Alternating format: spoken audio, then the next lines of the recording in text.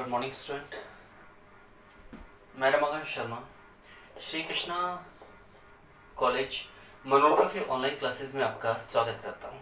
ठीक है, और आज हम कैरियोफिलिसी जो कुल है थर्ड ईयर का, उस कैरियोफिलिसी कुल को आगे बढ़ाएंगे और उस कुल में हम दो चीज़ों का अध्ययन करेंगे। एक हम पढ़ेंगे पुष्प चित्र के बारे में और एक हम पढ़ेंगे पुष्प सूत्र के बारे में। ठीक है, तो फ्लोरल डायग्राम देखेंगे एक तो हम लोग, और एक देखेंगे फ्लोरल फॉर्मूला।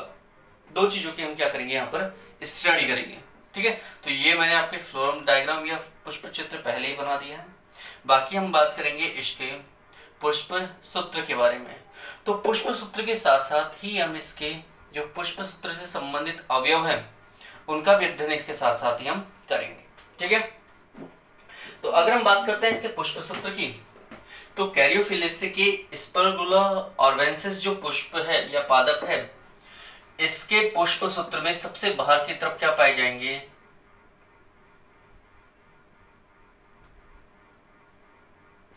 सहपत्र। दिख रहे हैं आप लोगों को क्या उपस्थित है? सहपत्र। इसका मतलब पुष्प कैसा होगा? सहपत्री होगा। और सहपत्री के लिए हम किसका प्रयोग करेंगे? बी आर का। अगर इसके साथ सहपत्रिका भी होती, जैसे मान लीजिए एक बड़ा सहपत्र हो गया और दो छोटी सहपत्रिका होती, तो हम बी आर के साथ क्या लगा देते? B R L. तो यहां पर कैरियोफिलिसी कुल के पादपों में सहपत्र एवं सहपत्रिकाएं दोनों ही पाई जाती हैं। ठीक है, दोनों ही क्या होती हैं? उपस्थित होती हैं। ये हो गया पहला। उसके बाद ये सहपत्रिका, सहपत्र सहपत्रिका, उसके बाद जो भाग आएगा उसे हम कहते हैं बाह्य दल। और बाह्य दल को हम किससे प्रदर्शित करते हैं? के द्वारा। लेकिन उससे पहले हम ये बताते हैं कि पुष्प त्रिज्या समेत है या एक व्यास समेत है। तो हम देखते हैं कि पुष्प कैसा है? त्रिज्या समेत है। ठीक है, इसके अलावा यहाँ पर पुमंग भी है और जायांग भी है। इसका मतलब पुष्प कैसा होगा?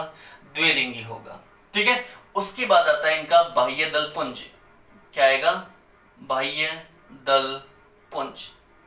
किससे प्रदर्शित करेंगे? के द्वारा प्रदर्शित करेंगे। ठीक, संख्या में कितने हैं? 1 2 3 4 5। टोटल संख्या में कितने हैं? 5 है।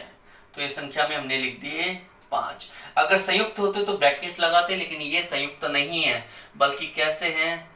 स्वतंत्र या फिर पृथक हैं, आपस में जुड़े हुए नहीं है। लेकिन जब आप इस स्पर्गुला ऑर्वेंसिस जो है उसका जब आप फ्लोरल फॉर्मूला देखोगे, पेज नंबर 154 है सीबीएच बुक में, तो जब वहां पर आप देखोगे तो आप देखोगे कि इसके चारों तरफ क्या लिखा हुआ है? ब्रैकेट लगा हुआ है। इसका मतलब वो बताना चाहता है कि इसके जो बाह्य दल होंगे वो कैसे होंगे? संयुक्त होंगे।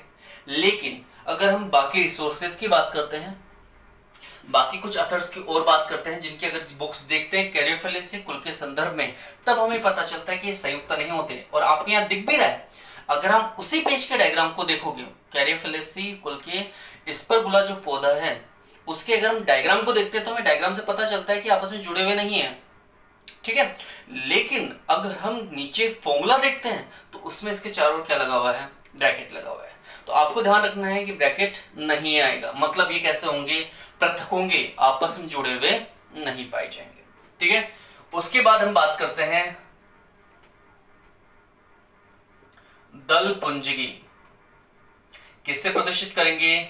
सी से प्रदर्शित करेंगे। ये बाह्य दल हो गए, ये हो गए दल पुंज। ठीक है, संख्या में कितने होंगे? वो ही 5 होंगे और ये भी पृथक दली होंगे, मतलब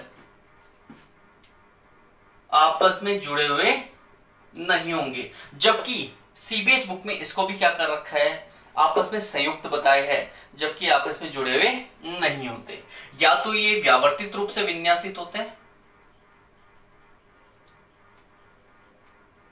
या तो ये व्यावर्तित रूप से विन्यासित होते हैं, या फिर जो इनका विन्यास होता है वह होता है कोरछादी। ठीक है, ये इनका क्या होता है? विन्यास। या तो इनके जो सिरे होते हैं वो आपस में ढके हुए होते हैं, या फिर एक अंदर और एक पूर्ण रूप से क्या होता है? बाहर। देखो, एक पूरा अंदर है, एक पूरा बाहर है, फिर बाकी जो है शेष उनके किनारे ढके हुए हैं।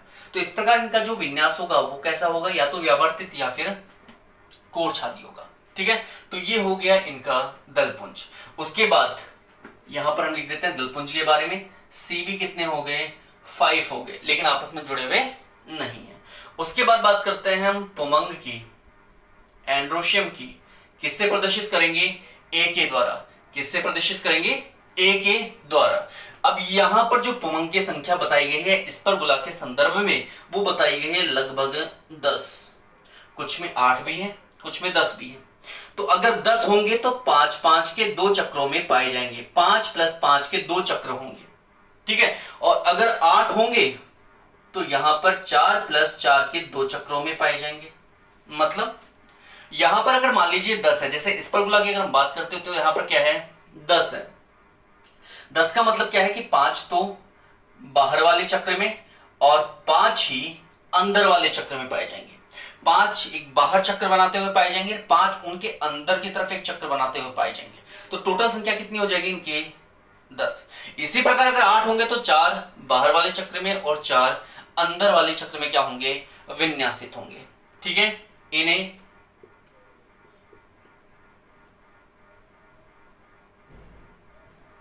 इन जो विन्यास है पुंकेसरों का या फिर पुमंग का जो विन्यास है उसे दलाभिमुख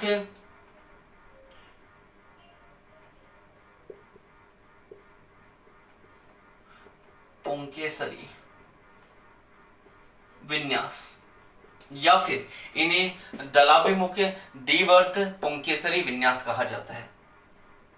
दलाभिमुख द्विवर्त पुंकेसरी विन्यास कहा जाता है इस प्रकार के विन्यास को। मतलब क्या होंगे, ये जो पुंकेसर होंगे ये 2 चक्रों के रूप में पाए जाएंगे, 2 वृत्त के रूप में पाए जाएंगे, और इनका विन्यास कैसा होगा, दलाभिमुख, मतलब दल के सामने। जैसे बाहर वाले जो चक्र वाले पुंकेसर होंगे वो सारे के सारे किसके सामने हैं, दल के सामने हैं, जबकि अंदर वाले जो होंगे वो किसके सामने होंगे, बाह्य दल के सामने। तो ये बाहर वाले जो 5 है ये दल के सामने उपस्थित होंगे, जबकि जो अंदर वाले 5 है ये किसके सामने होंगे, बाह्य दल के सामने उपस्थित होंगे। इसे कहा जाता है दलाभिमुख द्विवर्त पुंकेसरी विन्यास, ठीक है।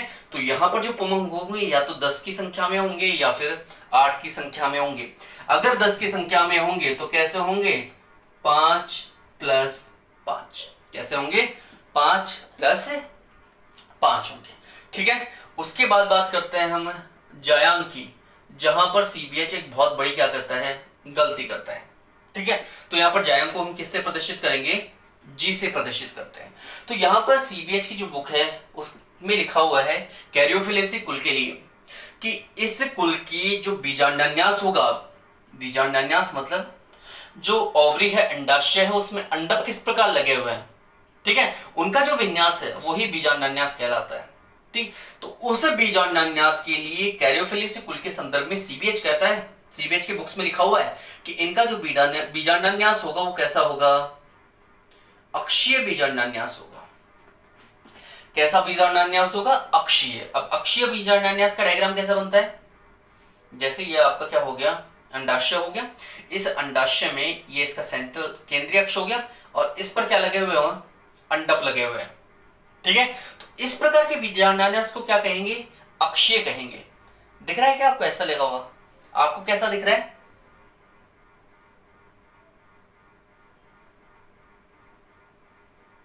इस प्रकार दिखाई दे रहा है, आपको ऐसा दिख रहा है, नहीं दिख रहा, इसका मतलब ये गलत है, ठीक है। पहली बात तो ये। दूसरी बात अगर हम बात करते हैं कि अक्षीय बीजांडान्यास की, तो हमने पढ़ा था वर्गीकरण में कि कैरियोफिलेसी कुल को किस सीरीज में रखा गया है, किस श्रृंखला में रखा गया है, तो हमने उसे वहां रखा था थैलिमोफ्लोरी में।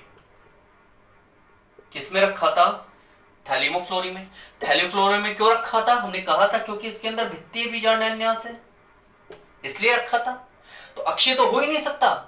अकॉर्डिंग टू वर्गीकरण, क्लासिफिकेशन के अकॉर्डिंग क्या है, इसका बीजांडान्यास कैसा होना चाहिए था, भित्तीय। आप कह रहे हो ये तो अक्षीय है, अक्षय तो पॉसिबल ही नहीं है, क्योंकि अगर अक्षय होता तो आप इसे थैलिमोफ्लोरी में रख ही नहीं सकते थे, और चूंकि आपने थैलिमोफ्लोरी में रखा है इसलिए अक्षय तो संभव ही नहीं। और आपने देखा था कि अक्षय तो है ही नहीं है इसका, ठीक है। तो फिर कैसा होना चाहिए, तो इसका होना चाहिए भित्तीय बीजांडान्यास। अब भित्तीय बीजांडान्यास कैसा होगा, लो साहब, ये पूरा क्या हो गया, अंडाशय, और अंडक का लगे हुए हैं भित्ति के ऊपर। ये हो गया भित्तीय बीजांडान्यास। क्या इनमें समानता है?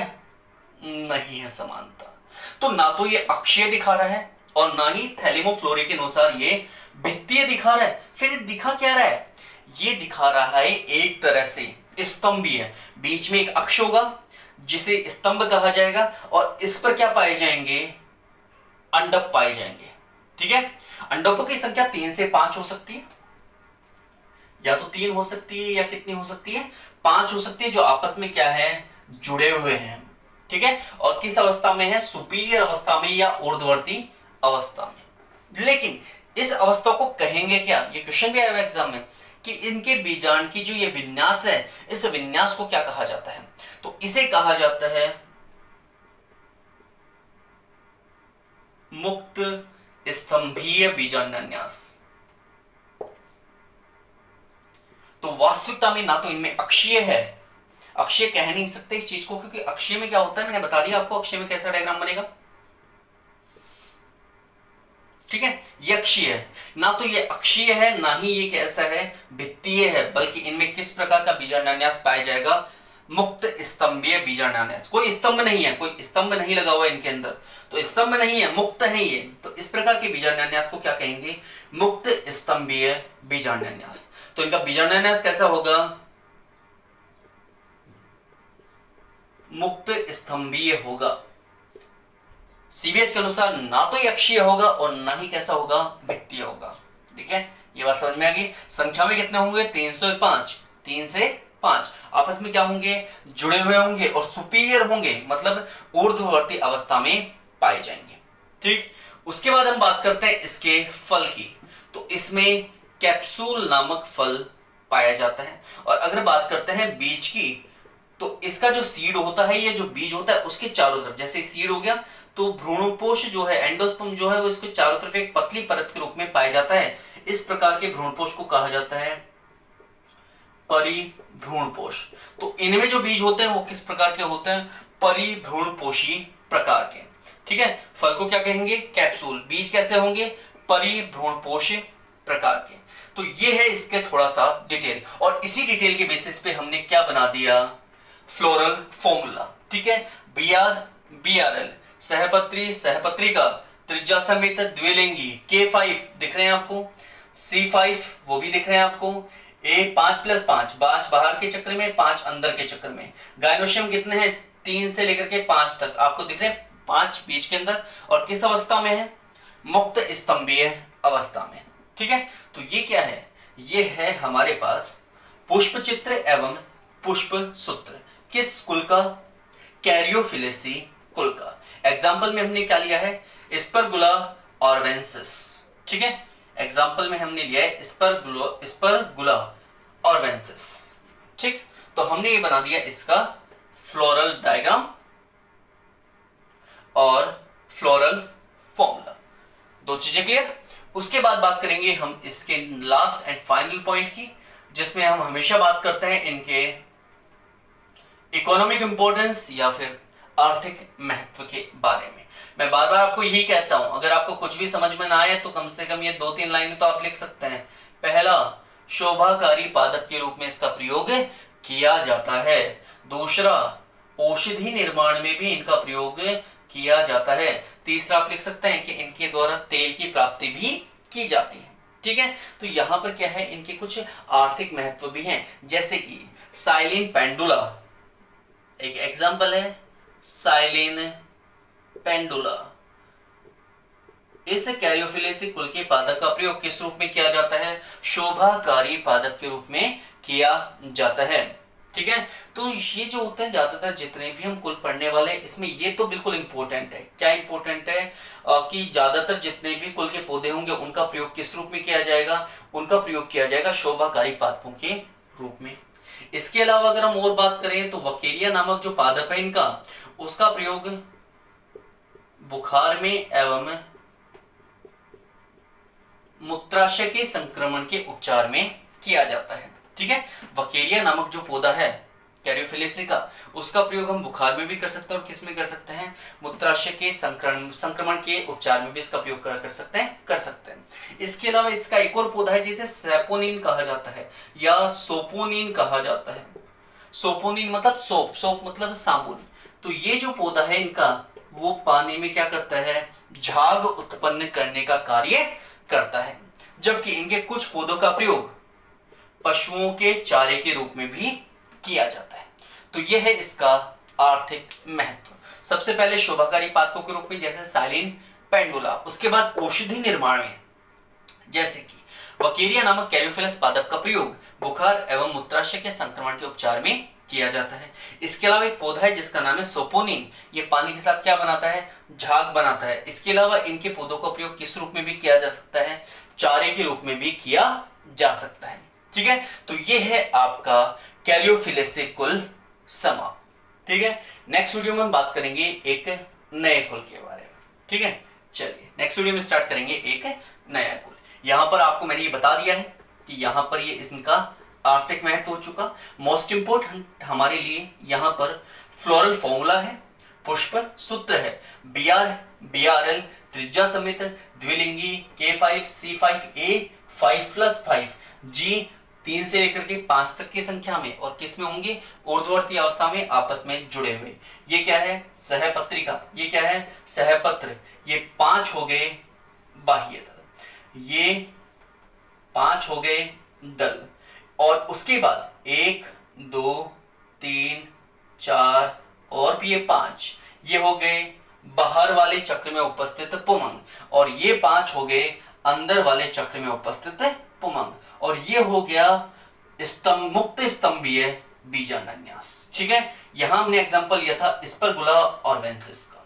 तो ये है हमारा कैरियोफिलेसी कुल समाप्त। ठीक है, नेक्स्ट वीडियो में बात करेंगे हम एक नए कुल। ठीक है, चलिए, थैंक यू सो मच।